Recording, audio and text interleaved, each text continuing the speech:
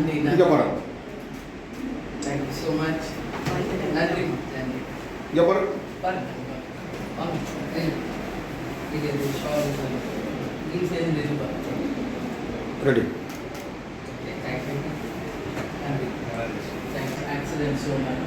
அதுதான் main priority. மற்றபடி village ரோட்ஸ்ன்னு நான் சொல்கிறேன், அதெல்லாம் நம்ம சில கவனம் செலுத்தி ரோட்ஸ் போடணும். கேப்டன் வந்தப்போ எப்படி எல்லாமே தார் ரோடாக போட்டு கொடுத்துருக்காரு. ஸோ எந்த ஊருக்குள்ளே போனாலும் கேப்டன் போட்ட ரோடு, கேப்டன் கட்ட டேங்க்குங்கிறாங்க.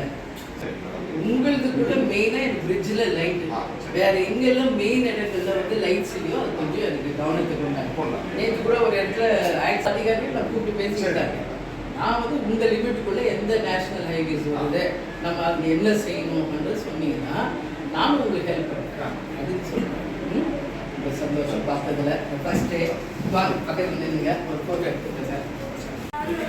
இங்கே பாருங்க. Thank you thank you sir. இங்கே பாருங்க சார். இங்கே பாருங்க சார். ஓகே.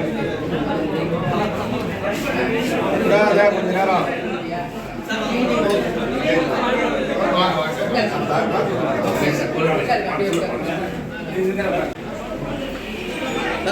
பாருங்க பாருங்க பாருங்க பாருங்க. Water supply, street light, other basic infrastructure works எல்லாம் பண்ணுவோம்.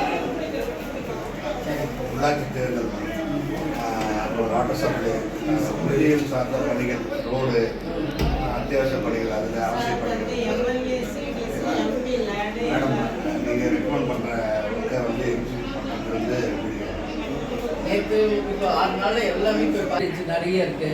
ஒரு பெரிய பெரிய பைப் ரோடு கிராஸ் பண்ணுறது, பைப் வெடிஞ்சு போய் தண்ணி வேஸ்ட்டாக போயிட்டு இருக்குங்க. ஒரு பக்கம் பார்த்தா தண்ணி இல்லை இல்லை இல்லை இல்லை எல்லாம் அதான் கம்மியாக.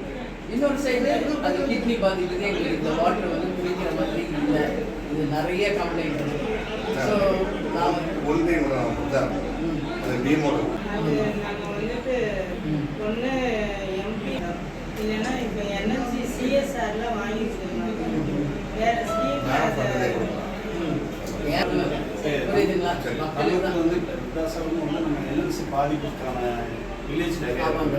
அதில் தான் கால்சியம் இல்லை. அந்த ஆர்வம் மட்டும் பத்தாது, கூட்டு குடிநீர் திட்டம் தான் அப்படின்னா அந்த ஓவர் டேங்க்ல ஏற்றி மக்களுக்கு கொடுக்கும். எங்கெல்லாம் டேமேஜ் டேப்ஸ் பைப்ஸ் இருக்கோ எல்லாம் சரி பண்ணும். ஓவர் ஃப்ளோ ஆகிறத கட் பண்ணும். வேஸ்டேஜ் ஃபஸ்ட்டு கண்ட்ரோல் பண்ணாலே மக்களுக்கான தேவைகளை நம்ம பூர்த்தி செய்ய முடியும்.